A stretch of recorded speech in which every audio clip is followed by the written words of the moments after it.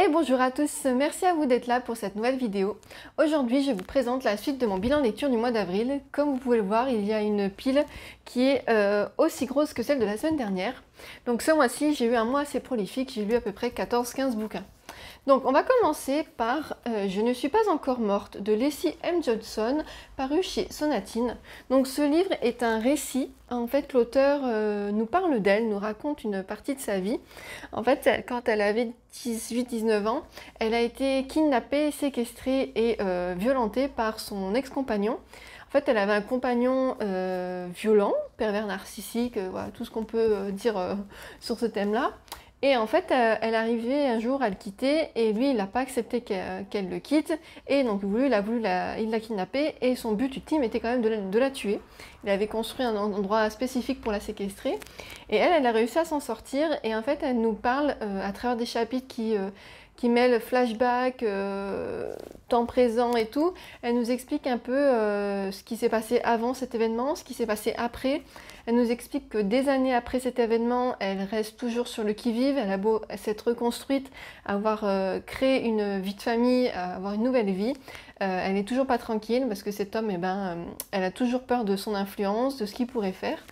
Donc c'est un récit assez glaçant, ça fait peur parce que du coup, comme c'est une histoire vraie, c'est vraiment effrayant, ça fait vraiment peur sur la nature humaine.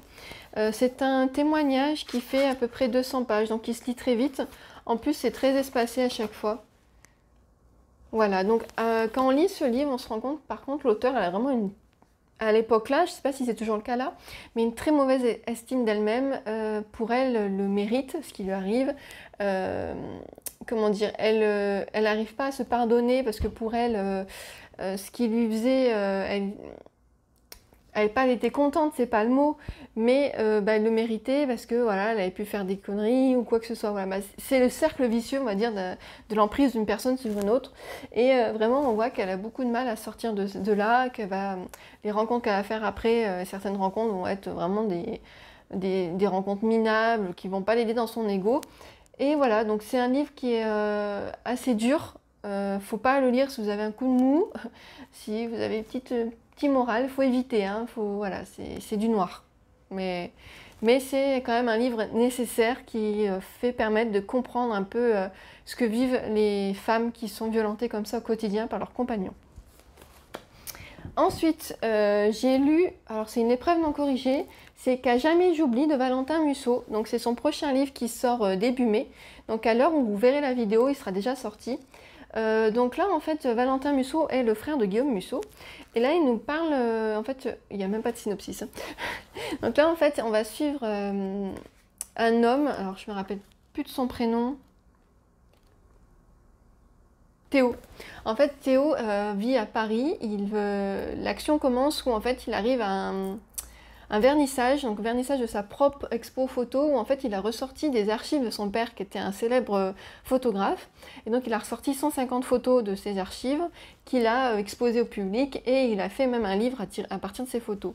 Et en fait, donc l'action commence de ce livre où il a un vernissage et dans la nuit il reçoit un coup de fil d'un policier d'Avignon lui expliquant que sa mère est suspectée d'homicide parce qu'elle serait rentrée dans une chambre d'hôtel et aurait poignardé un homme. Donc lui, il va essayer de comprendre, déjà il va descendre à Avignon pour essayer de comprendre ce qui s'est passé.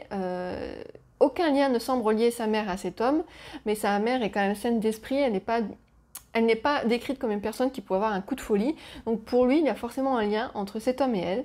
Et lui, du coup, va se retrouver à enquêter sur des établissements spécifiques qui étaient en Suisse, donc des établissements... une sorte de pensionnat mais très strict, vraiment qui en fait plus de mal que de bien, on va dire. Et en fait, il va suivre ces histoires-là donc, qui se passent dans la fin des années 60 et donc de nos jours, en 2021. J'ai bien aimé, j'ai trouvé que c'était une belle histoire, une bonne histoire bien construite.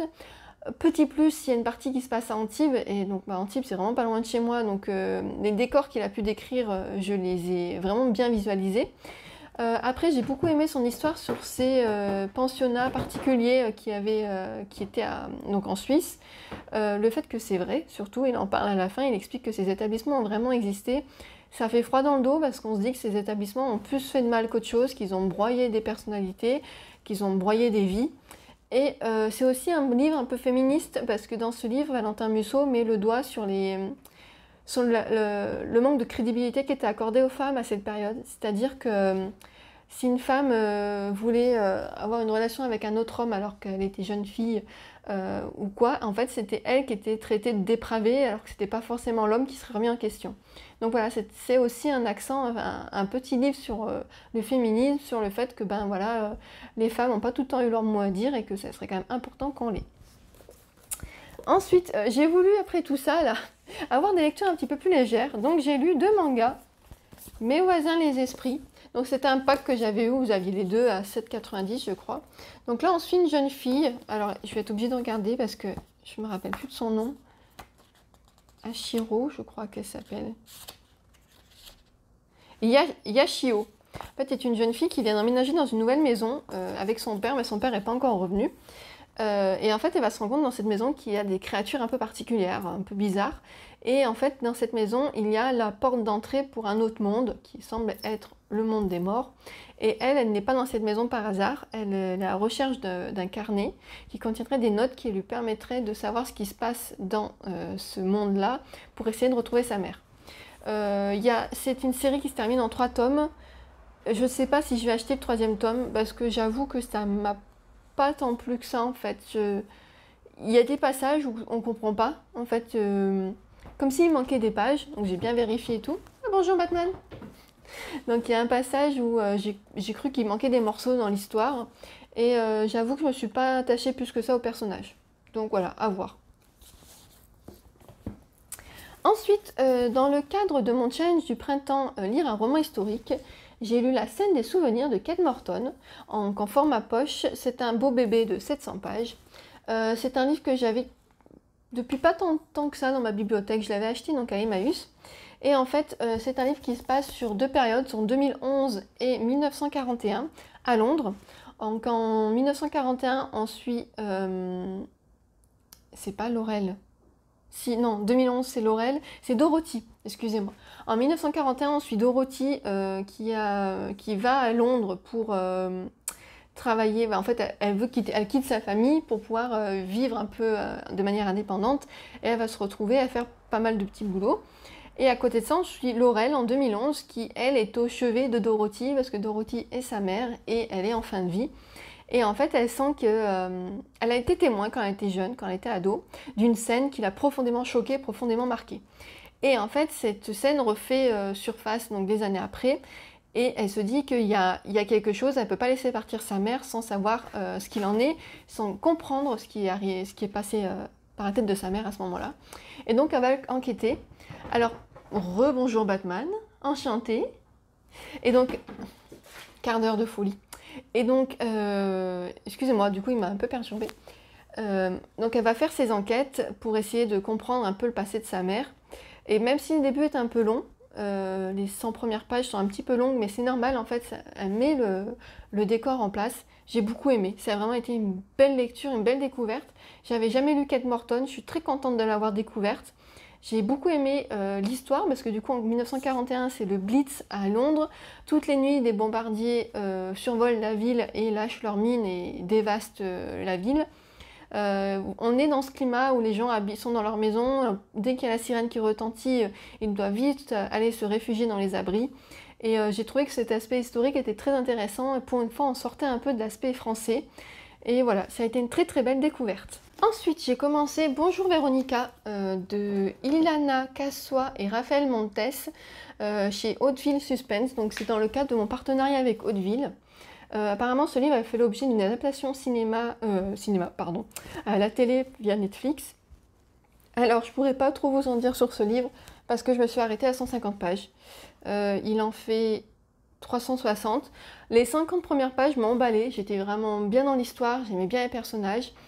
Et en fait, plus l'histoire se développait, plus la personnage principale m'énervait, et plus l'histoire se révélait glauque et malaisante.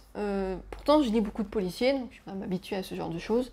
Et là, en fait, il y avait des actions avec un tueur, un homme qui kidnappe et assassine des femmes. Sa femme on est aussi dans l'histoire du mari violent, pervers narcissique et tout, donc elle est complètement sous son emprise. Elle participe au kidnapping, mais pas à la torture ni aux assassinats. Mais il y a un moment, il y a une scène où cette femme est confrontée à tout ça. Elle dit des choses qui, moi, m'ont profondément gênée. Ça m'a clairement pas plu. J'ai pas apprécié du tout ce qu'elle disait, ce qu'elle ressentait. J'ai pas voulu, du coup, en fait, ça m'a stoppée. J'ai pas voulu en savoir plus.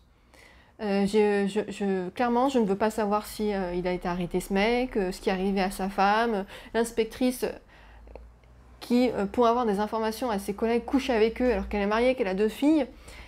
Ok, c'est voilà, pas de jugement là-dessus, tout le monde fait ce qu'il veut, mais j'avais pas envie de voir une femme qui aidait les autres femmes comme ça en fait. Je voulais qu'elle soit à la rigueur, qu'elle ait la niaque et tout machin, mais là je trouvais que c'était un peu simple en fait, je sais pas. Ça m'a pas plu du tout.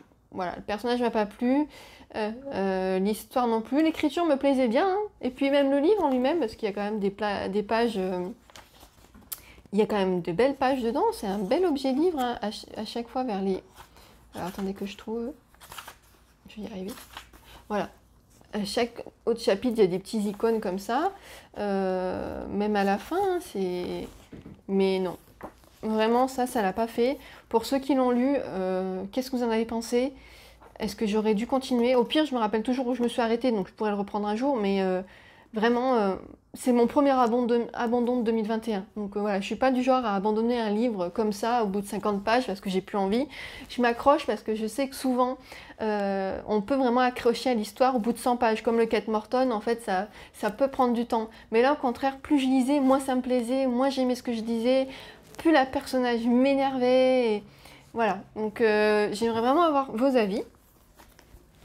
Après, j'ai reçu d'autres Hauteville, je vais les lire. Hein, les autres, j'avais eu deux belles surprises avec L'inconnu du lac et Retrouve-moi si tu peux.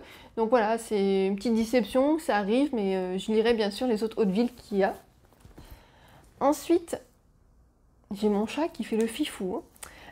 Dans le cadre toujours de mon challenge du printemps, dans la catégorie Lire une histoire avec un animal, j'ai lu Le monde selon Nala de Dean Nicholson. Donc c'est un livre qui est une histoire vraie. Donc Dean Nicholson est un voyageur, un homme, un trentenaire voyageur donc en fait, qui est parti de l'Écosse en septembre 2018. Ouais, fin 2018. Il est parti avec un ami en vélo, il voulait faire le tour du monde en vélo. Et en fait, au bout d'un moment, avec son ami, il se sépare.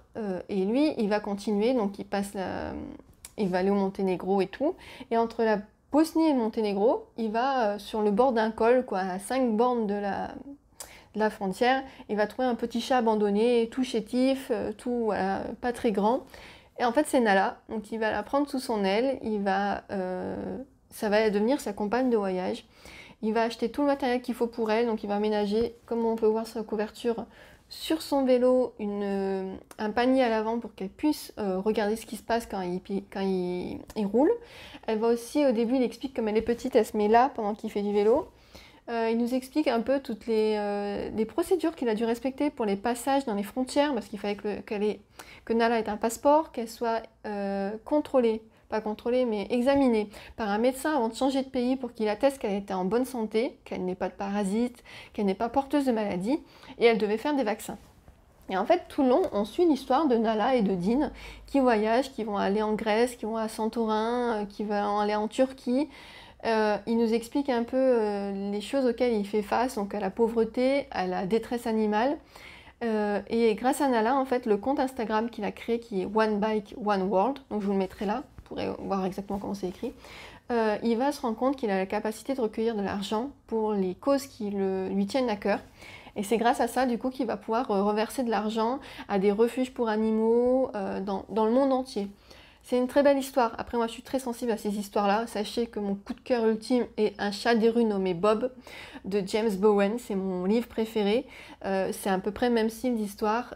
Il y a un chat dedans. Mais c'est surtout la relation qu'ont les humains avec les chats, comment ils s'entraident, comment ce sont plus que des animaux. Et voilà, j'ai retrouvé ça dans ce livre que j'ai adoré, j'ai beaucoup aimé. Je suis partie en voyage avec eux. Les causes dont on parlait Dean m'ont vraiment touchée.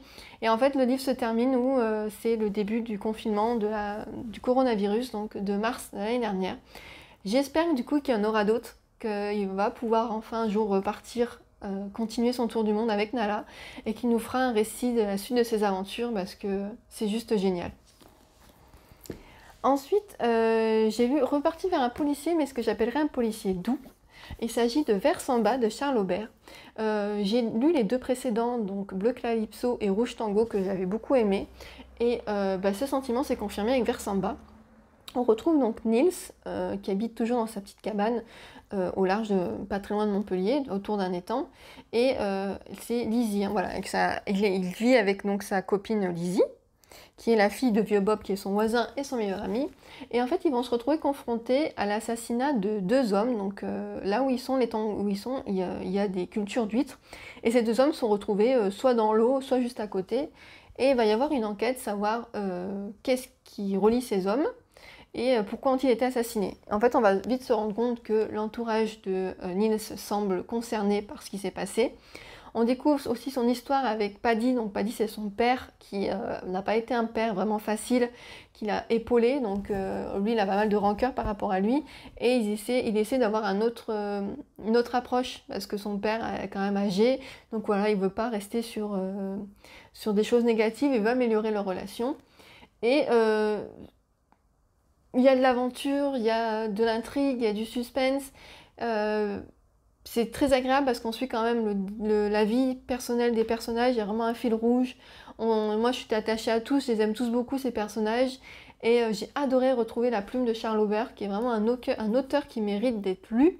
Parce qu'il écrit vraiment bien, en plus il parle de la pêche et je trouve que c'est tellement un univers qui n'est pas utilisé dans les romans.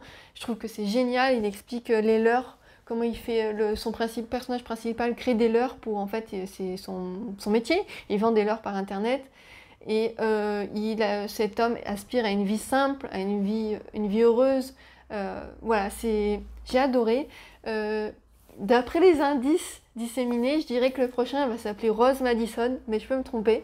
Mais voilà, j'ai hâte de lire les autres romans de cet auteur. Il faudra que j'attende, mais je préfère attendre et me régaler. Et enfin, je voulais vous parler, petit suspense, de ma lecture en cours qui rentre dans encore le cadre de mon challenge du printemps pour un livre de fantasy, science-fiction fantastique. J'ai décidé de lire de la fantasy et je me suis lancée dans L'envol de Phénix de Niki Petro chez Lumen. Donc c'est mon amie Pamela qui me l'a offert pour Noël, donc c'est un de ses coups de cœur. À l'heure actuelle, j'ai lu 400 pages, il m'en reste 300. C'est génial, il est question de dresseurs de phénix, de rébellion, de mages, de relations, de communication avec les animaux. Il est génial, je me régale. J'ai hâte d'y retourner pour savoir comment ça se passe. Donc voilà, je vous remercie d'avoir suivi cette deuxième partie de bilan lecture. Est-ce que vous avez lu certains de ces livres que je vous ai présentés? Qu'en avez-vous pensé? Sinon, qu'avez-vous lu de beau au mois d'avril ou qu'êtes-vous en train de lire à l'heure actuelle? Sur ce, je vous remercie d'avoir regardé la vidéo en entier et je vous dis à très bientôt.